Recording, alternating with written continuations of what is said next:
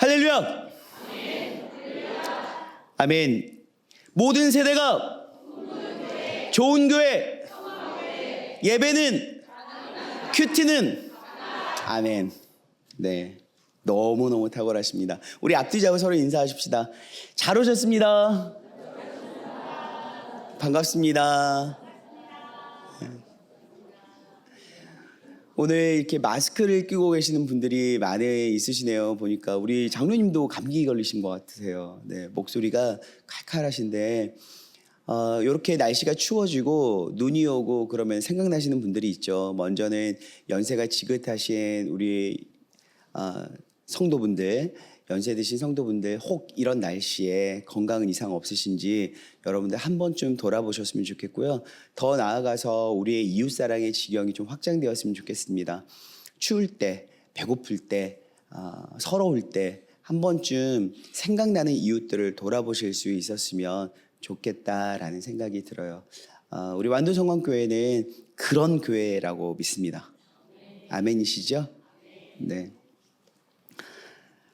큐티를 쭉 하다가 오늘 본문 가운데 멈췄어요. 그래서 오늘 말씀을 꼭 우리 성도분들과 나누고 싶다라는 생각이 들어서 오늘 말씀을 묵상하고 여러분들과 나누고자 합니다.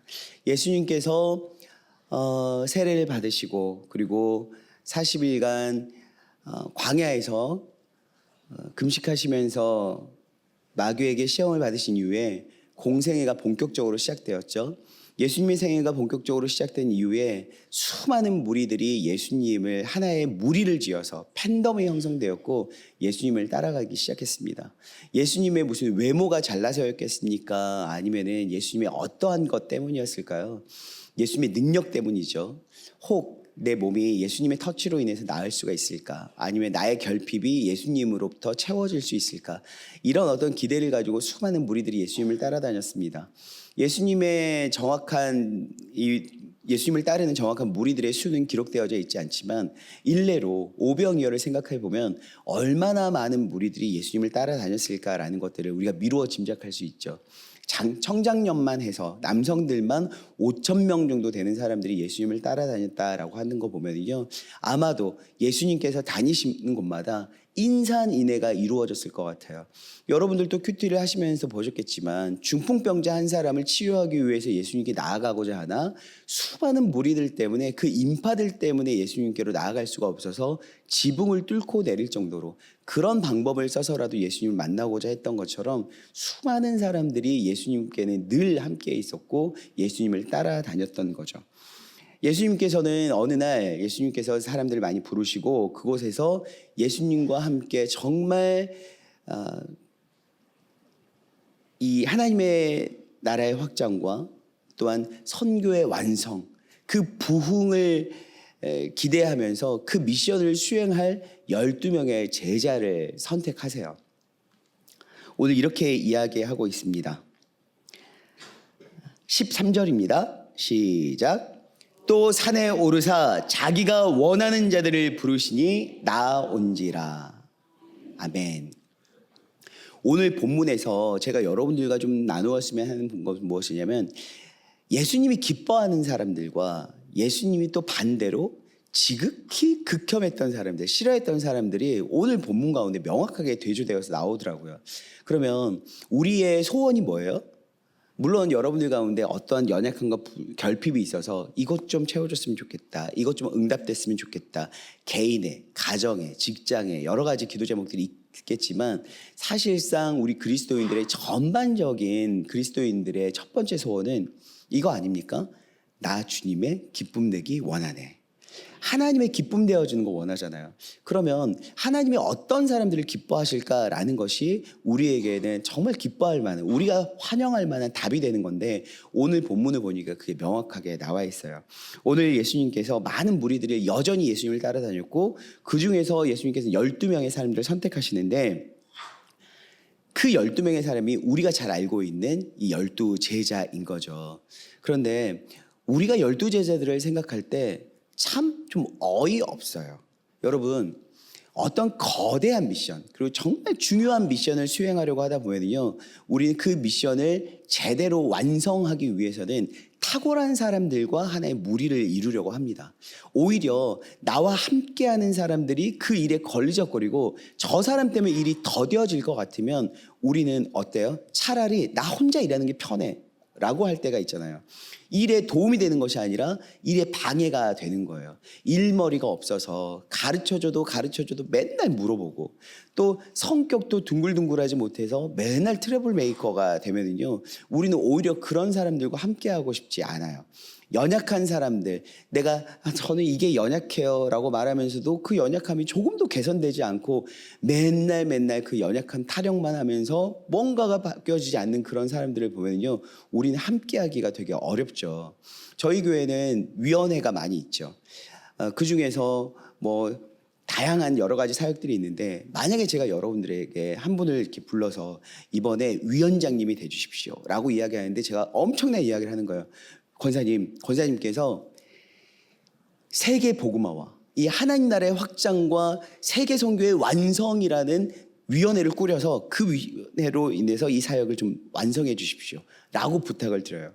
그러면 그 사명 자체도 사실상 다리가 오들오들 떨릴 만큼 너무너무나 거창한 미션이지만, 이 미션을 어찌됐건 나에게 맡겨졌기 때문에 내가 그 미션을 잘 수행하기 위해서는 우리는 어떻습니까? 위원회를 꾸리게 되잖아요.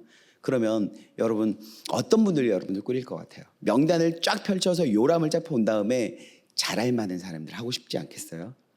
뭔가 전도도 잘할 것 같고, 세계 선교면 언어도 좀 됐으면 좋겠고, 호감형인 사람이었으면 좋겠고, 또 나아가서 재력이 좀 있어서, 좀 돈도 좀 있어서 뭔가 배고프고 어려울 때 밥도 이렇게 쏘면서 뭔가 분위기를 좋게 만들어준 사람. 이것도 저것도 은사나 이런 능력이 없으면 인격이라도 좋아서 뭔가 이 모임 자체가 둥글둥글하게 잘 굴러갈 수 있도록 성품이 좋은 사람들, 우리 그런 사람들과 함께 위원회를 구성하고 싶을 거예요. 그런데 분명히 예수님께서는 지상태의 명령을 보면 하나님의 나라 확장과 세계 선교의 완성을 위해서 예수님께서는 이 12명을 부르신 건 분명한데, 이 12명이 여러분 어때요? 정말 보잘것없다라는 거죠. 베드로 어떻습니까? 호언장담하더니 보기 좋게 예수님을 부인했던 배신자잖아요. 또한 이 야고보와 요한 어때요? 오늘 성경 본문에도 나와 있지만 그가 우레의 아들이라고 이야기하는 보아너게라는 별명을 가진 만큼 성격이 버럭버럭해가지고 성격이 대단히 거칠고 안 좋아요. 이런 사람들을 둘씩이나 뽑았어요.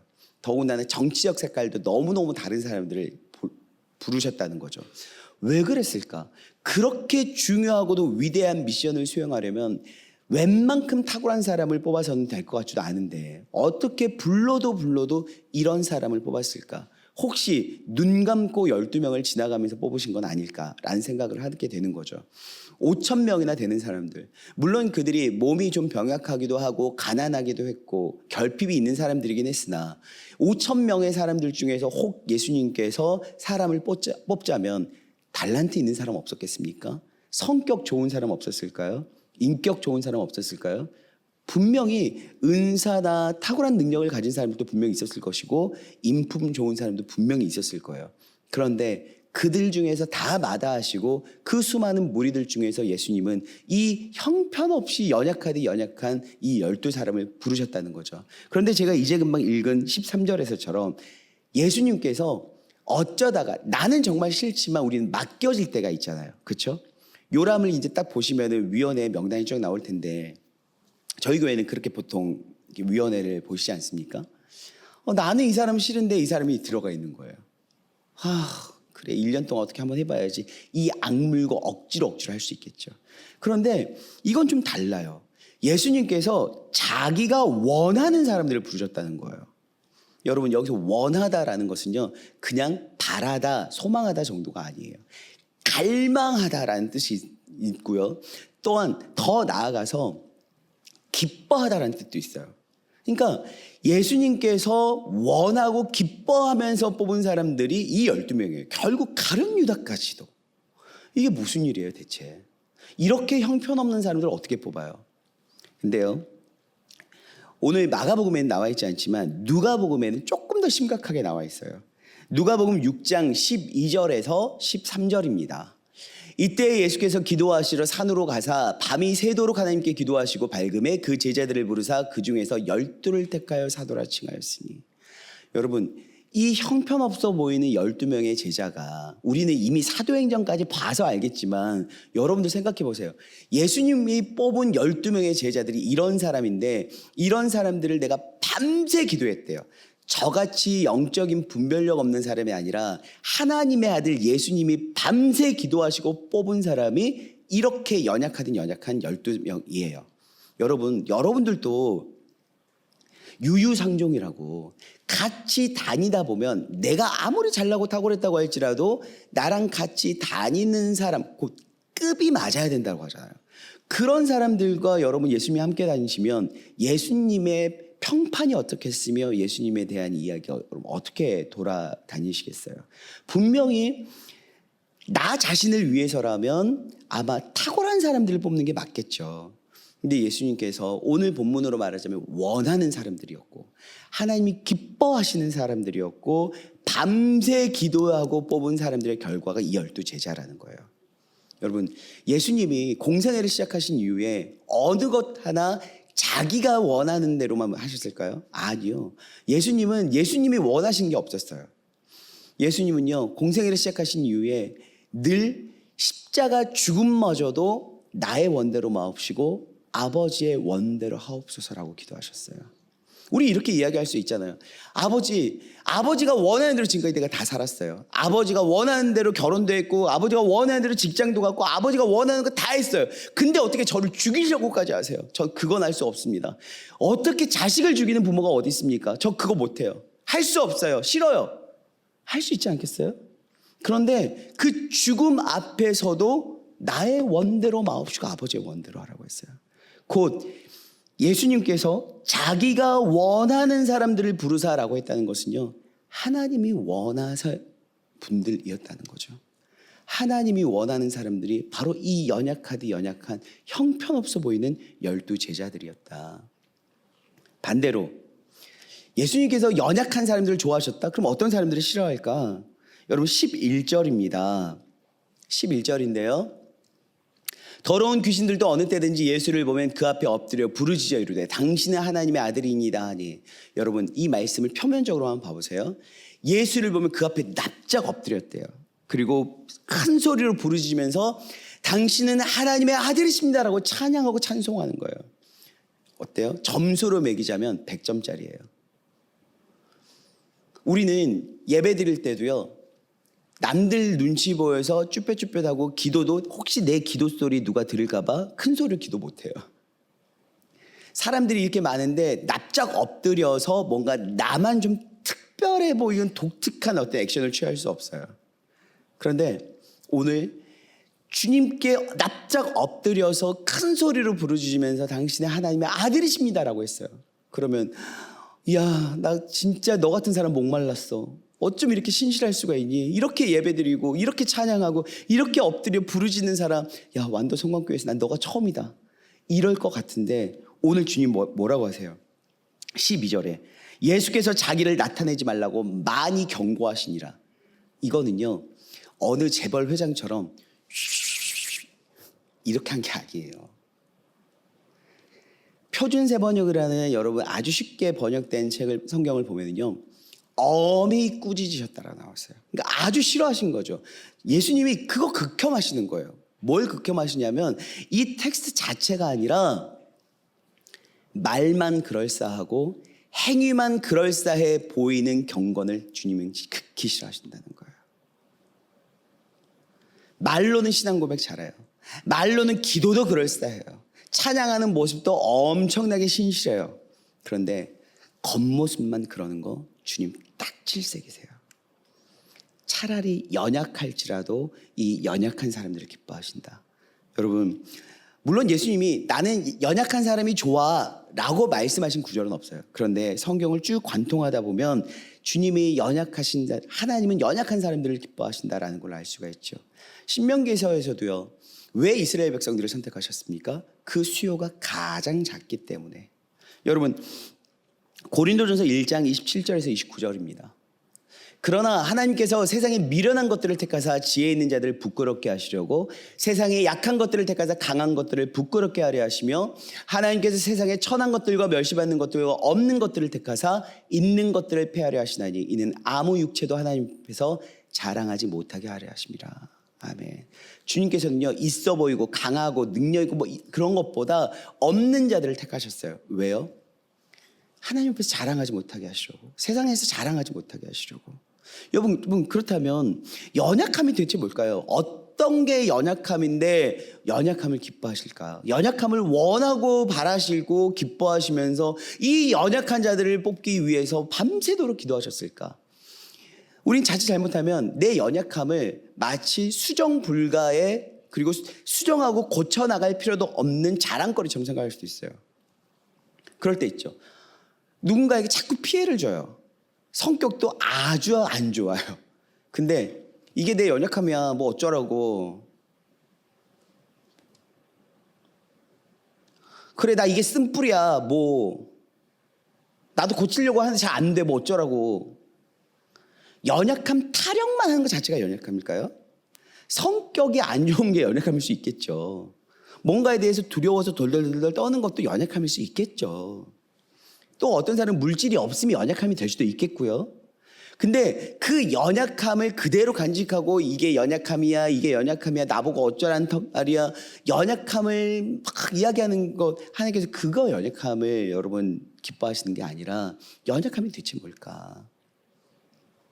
여러분, 예수님의 제자들을 컨택하시는 그 과정을 우리는 큐티를 한 번씩 보셨을 거예요. 예수님께서 베드로를 부르실 때 그물 기울일 때 부르시잖아요. 나를 따르라. 그런데 누가복음 말씀에는 여러분 나와요. 그가 고기를 한 마리도 밤새도록 잡지 못했어요. 어부가 고기를 잡지 못했을 때 오는 그 상실감, 그는 내가 능력 없고 연약하다라는 것을 그냥 증명하는 거죠. 고기를 한 마리도 잡지 못했어요. 빈손으로 내 집으로 퇴근하고 돌아가야 돼요.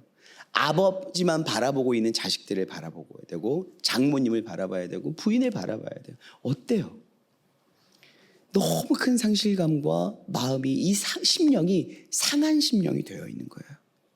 여러분, 그 단순히 돈이 없거나 그냥 성격이 안 좋아서가 아니라 그의 심령이 가난한 상태. 그때 주님께서 그를 콜링하세요. 여러분, 우리는 그럴 때 있거든요.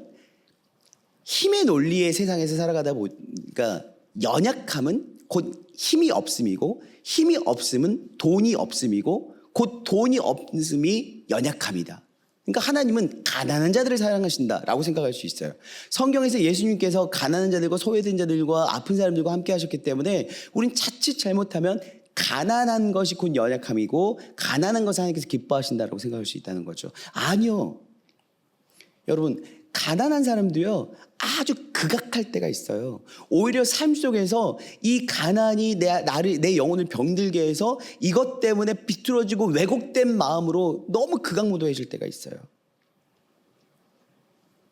부자가 힘 있는 자라고만 생각하시면 안 돼요. 우리는 그런 경제적인 구조 속에서 살아가고 있다 보니까 우리는 그렇게 생각하거든요. 근데 예수님의 제자들 중에서도요, 부자가 있었습니다, 여러분. 예수님의 10대 제자 중에 부자가 누굽니까? 마태입니다. 마태는요, 직업이 세리였어요. 그는 돈으로 부족함이 없었어요. 물론 그 방식이 옳지는 않았지만 세리였어요. 그런데 예수님께서 세리 마태를 부르시는데요, 오늘 여러분 큐티 본문에 뭐라고 나와 있습니까? 그의 또 다른 이름이 기록되어져 있는데 레위예요. 그는 혈통적으로 레위 지파였어요. 세리가 아니라 그는 하나님의 성전에서 하나님을 예배하고 제사 드리는 것을 돕는 레위로 살았어야 되는데 그는 세리로 살고 있었던 거죠. 사람들의 손가락질을 받으면서 그의 마음 가운데에는 나 이렇게 살면 안 되는데, 내가 이렇게 살아갈 사람이 아닌데 내가 어쩌다가 이렇게 됐을까? 도대체 돈이 뭐길래 내 인생을 이렇게 만들었을까? 누군가가 와서 가난해져도 좋으니 나의 이 세리의 삶을 오늘 이 시간 끝내줄 수 있었으면 좋겠다. 그는 그런 상한 심령으로 여러분 심령이 가난한 자였다라는 거예요. 그때 주님께서 콜링하십니다. 주님은요, 모든 어부들을 다 제자 삼으신 것도 아니고 모든 세리들을 제자 삼으신 것도 아니에요. 주님은 심령이 가난해서 오직 주님만을 의지합니다라고 하는 사람들을 연약함으로 바라보셨고 그 연약함을 기뻐하시며 부르셨다라는 거예요. 사랑하는 여러분, 하나님께서는 이 연약한 자들을 사용하셔서 하나님의 나라를 확장시켜 가십니다. 고린도전서 4장 20절에 이런 말씀이 있죠. 하나님의 나라는 말에 있지 않고 오직 능력에 있음이라 라고 말씀하세요. 말에 있지 않고 능력에 있음이에요. 근데 딱 요 말씀만 보면은 그래, 화려한 말 하나님 기뻐하시지 않으시지, 능력이 있어야지 능력을 추구할 수 있어요. 그리고 우리가 거룩한 성령의 능력을 힘입어서 뭔가 탁월한 영적 능력을 막 갖추려고 해요. 아니요. 고린도 후서 12장 9절입니다. 고린도 후서 12장 9절이에요. 나에게 이르시기를 내 은혜가 내게 족하도다. 이는 내 능력이 약한 데서 온전하여짐이라 하신지라. 그러므로 도리어 크게 기뻐함으로 나의 여러 약한 것들에 대해 자랑하리니 이는 그리스도의 능력이 내게 머물게 하려 함이라. 아멘. 사도 바울 어땠어요? 사도 바울이 잘난 맛으로 살아갈 때는 그를 부르시지 않았어요. 그를요, 연약할 대로 연약하게 만드신 다음에 그를 하나님께 세워가시기 시작합니다. 뿐만 아니라 사도 바울이 너무 고통스러운 자신의 연약함을 낫게 해달라고 기도할 때 그걸 그대로 방치해 두셨어요. 왜냐하면 그게 있어야 그의 연약함이 유지되고 그것 때문에 주님을 의지하고 주님을 의지할 때 비로소 그리스도의 능력이 드러나기 때문이죠. 사랑하는 여러분, 하나님의 나라와 세계 선교의 완성이요, 그것은 말로 되는 것이 아닙니다. 탁월한 말발로 복음 전하는 전도의 기술이 있어야 되는 것이 아니라 나는 연약합니다. 하나님 도와주십시오. 하나님이 하셔야 해요 라고 자신의 연약함을 인정하고 주님께 기대어 살아가는 사람에게 그리스도의 능력이 그 안에 머물게 되는 거예요. 왜 하나님이 연약한 자들을 기뻐하신다고요? 연약함 자체 때문이 아니라 연약하기 때문에 그가 주님을 의지하기 때문이죠. 여러분, 예수님의 12제자들은 사도행전에서 급속도로 바뀝니다. 왜요? 성령 자체가 그들에게 권능을 허락해 줬기 때문이 아니라 성령 자체가 그들의 연약함을 다 보완해버리고 충만하게 채워주는 능력이어서가 아니라 단 하루라도 성령 하나님을 의지하지 않고는 견딜 수 없는 걸 그들이 알았기 때문이에요.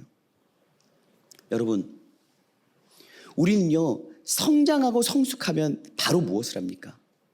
독립을 해요. 조그마한 애들도요, 어느 정도 머리가 컸다 그러면 나 독립하고 싶어. 엄마 나 자취할래. 우리는 장성한 자녀가 부모님께 의지해 살아가는 것을 싫어해요. 그걸 미숙함이라고 하죠. 그런데요, 영적인 성장과 성숙은 무엇이냐면 진짜 영적으로 성장하고 성숙한 사람은요, 주님께 의존하여 살아가는 사람들이에요. 아멘이십니까? 여러분, 아멘의 타이밍이 이럴 때 나오셔야 되는 거예요. 진짜 신앙이 성숙한 사람은 내 연약함이 계속 보이거든요. 내 죄가 보이거든요. 그렇기 때문에 내가 연약하기 때문에 나 주님 없으면 답이 안 나와. 나 주님께 의지해야 돼. 성령께 의지하며 살아가야 돼. 단 한순간도 할 수가 없어. 여러분, 큐티요? 우린 큐티를 밥이라고 이야기합니다. 단순히 먹고 영적인 건강을 유지하기 위한 경건의 삶이 아니라 하루라도 주님의 뜻을 모르면 내 뜻대로는 살아갈 수 없기 때문에 하나님의 뜻이 어디에 있는지 알 수 없기 때문에 난 너무 연약하기 때문에 오늘 이 말씀을 보고 주님의 뜻을 알아야 되겠다라는 연약함에서 나오는 하나님의 의존적 행위가 큐티예요. 사랑하는 여러분, 예수님께서는요, 밤새 기도하시고 자기가 원하는 자들을 뽑으셨어요. 어떤 사람들요? 연약하디 연약한 사람들. 그 연약함은 성격이 모난 결핍 덩어리들이라는 것이 아니라 주님만 의지하는 사람들이었다는 것입니다. 여러분, 물질이 가난한 것이 연약함이 아니에요. 심령이 가난한 사람들이 연약한 사람들입니다. 오늘 하루도 주님만 의지합니다. 주님만 의지합니다. 주님 떠나시면 안 됩니다. 저 보면 아시잖아요. 제가요 성격도 되게 안 좋고 저를 온유하다라고 바라보시는 착각하시는 분들이 있는데 저 겁나요. 언제까지 제가 가면을 써야 될지. 제 성격 안 좋은 사람이거든요. 연약한 투성이에요. 정말 보여드릴 것도 없어요. 자랑할 것도 없어요. 그런 내가 왜 어쩌다가 여기에 있게 됐을까 생각해보면 딱 하나 잘하는 건 있더라고요. 주님 의지하는 거. 저는 제가 못난 것도 알고 연약한 것도 알고 부족한 것도 알아요. 잘나지 못한 거 알아요. 그런데 그렇기 때문에 주님 없으면 안 돼요. 사랑하는 여러분, 오늘요 본문 가운데 이거 읽고 싶어요. 14절입니다. 이에 12를 세우셨으니 이는 자기와 함께 있게 하시고 또 보내사 전도도 하며. 여러분, 예수님께서 제자들을 선택하신 이유가 있어요. 뭐라고요? 자기와 함께 있게 하려고. 써먹으려고 부르신 게 아니에요. 뭐 시켜 먹으려고 부르신 게 아니에요. 자기와 함께 있게 하려고. 얼마나 연약했으면 넌 내가 좀 있어야 되겠다. 우리 그런 사람 있지 않아요? 그냥 뭐 다 가진 것 같은데 근데도 내가 이 사람 옆에 있어야 될 것 같아. 너무 연약해. 부족해요. 근데요 예수님이 함께 계시려고 부르셨대요. 여러분 주님께서 부르셨어요. 함께 있으시려고. 함께 있으시려고 부르셨대요. 근데 보내서 전도도 하신대요. 가끔 우리는 전도 이런 단어에만 꽂힐 때가 있거든요. 그런데 보내실 때 여러분 함께 있으셨던 주님께서 보내실 때 어떻게 하겠습니까? 함께 가시는 거죠. 많은 분들이 예배드리고 여기서는 주님 많이 찾으시는데 가실 때는 우리 예수님 여기 두고 가시는 분들 많으시더라고요. 여러분 주님과 함께 계셔야 하고요. 가실 때도 주님과 함께 가십시오. 연약하세요? 때로는 연약함이 쓸모가 있더라고요. 오늘 함께 찬양하시겠습니다. 오늘 이 시간 함께 찬양하실 때 자신의 연약함을 부끄러워하지 않고 오히려 이제 이 연약함을 통하여서 주님 의지합니다. 이 연약함 때문에 주님 저는 기쁩니다. 연약함 때문에 주님과 함께 할 수 있습니다. 고백하시고 또 그것을 자랑으로 삼고 주님 앞에 나아가실 수 있는 분들이 있다면, 세상 가운데 나아가실 수 있는 분들이 있다면 함께 결단하시면서 일어나서 함께 찬양하시겠습니다.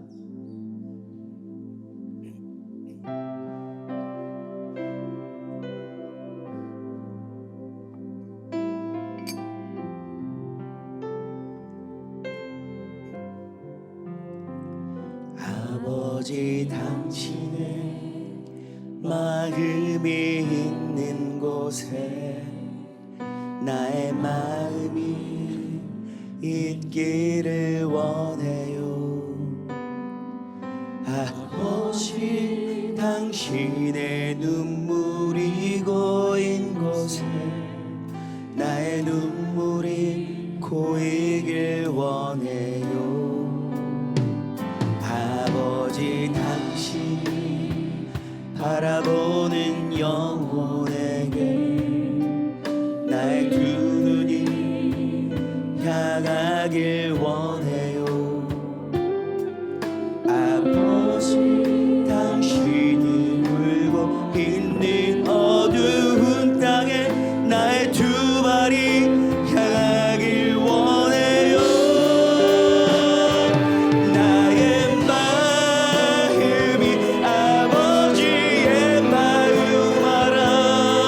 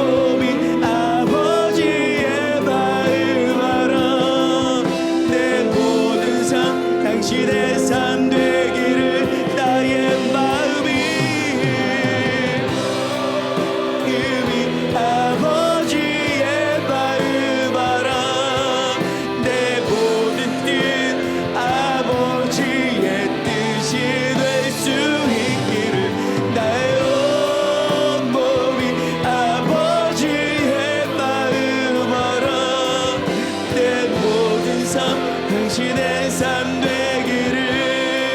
사랑하는 여러분, 오늘 시간 기도합시다. 연약함 때문에 고통스러웠고 연약함이 쓴뿌리처럼 되어서 나를 변화시키지 못하고 이것만 탓하면서 아파했던 분들이 있다면 오늘 시간 하나님, 이 연약함을 통하여 주님만 의지하게 해주시옵소서. 이 연약함 때문에 주님이 나와 함께 하심을 기쁩니다. 이 연약함 때문에 주님과 늘 동행하게 해주시옵소서. 함께 기도합시다. 주여, 아버지 하나님, 오늘 시간 기도함으로 나아갑니다. 사랑하는 우리 완도성과 가족들, 아버지 하나님, 저들의 연약함을 친히 주님께서 담당하시고 우리에게는 온전히 그리스도의 사랑과 능력만 주시사에 감사합니다. 우리가 이 연약함을 자랑하며 하나님의 능력이, 그리스도의 능력이 우리가 안에 머물 수 있도록 도와주시옵소서. 주여, 오늘 이 시간 우리가 입을 열어 기도하게 하시고 우리의 부족함을 뛰어넘어 하나님의 능력 가운데 아버지 우리가 나아가 그리스도의 능력이 나의 삶 가운데 온전히 드러날 수 있도록 도와주시옵소서. 주여, 우리가 입을 열어 기도합니다. 주여, 이것 가운데 능력을 함께하여 주시옵소서. 주여, 주여, 주여, 이곳에 함께하여 주옵소서. 함께하여 주옵소서. 나의 마음이 아버지의 마음 알아. 내 모든 뜻 아버지의 뜻이 될 수 있기를. 나의 온몸이 아버지의 마음 알아. 내 모든 삶 당신의 삶 되기를. 나의 마음이 아버지의 마음 알아. 내 모든 뜻 아버지의 뜻이 될 수 있기를. 나의 온몸이 아버지의 마음 알아. 내 모든 삶 당신의 삶 되기를. 나의 마음이 아버지의 마음 알아. 내 모든 뜻 아버지의 뜻이 될 수 있기를. 나의 온몸이 아버지의 마음 알아. 내 모든 삶 당신의 삶 되기를.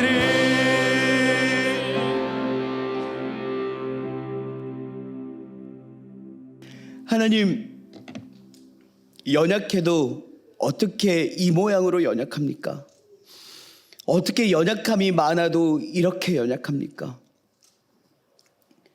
성격도 결핍투성이이고 기질도 연약하여 공동체 안에 쉽게 들어가지도 못하고 남들이 조금이라도 듣기 싫은 소리를 하면 버럭대고 늘 예배 가운데 결단하지만 그 결단을 지켜내는 것을 손에 꼽기도 하고 주님께서 은혜를 부어주셔도 그 은혜도 거절하고 하나님의 말씀 없이는 살 수 없으면서도 늘 내 생각과 세상의 흐름을 따라가는 이런 연약한 자들을 주님 어찌합니까? 하나님, 그러나 주님께서는 연약한 자들을 사랑하심을 압니다. 주님께 나아가 주님을 많이 의지하는 자들을 사랑하시고 사용하시는 줄 믿습니다. 하나님, 우리의 연약함을 뛰어넘고 이 연약함을 자신의 능력으로 대신하시는 그리스도의 능력이 우리 가운데 함께함으로 말미암아 비록 부족하나 담대하게 나아갈 수 있는 우리가 되게 하여 주시옵소서. 감사드리며 예수 그리스도의 이름으로 기도하옵나이다. 아멘.